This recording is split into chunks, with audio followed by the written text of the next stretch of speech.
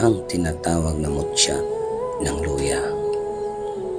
Ito ay may taglay na kaya kang depensahan sa anumang uri ng mga mahikang kadiliman. Ito ay nagtataglay depensa sa mga kulang, mga barang, mga palipad hangin, inggit ng tao o sumpa ng tao. Ito rin ay kaya kang depensahan sa mga masasamang espiritu, mga engkanto at namang lupa.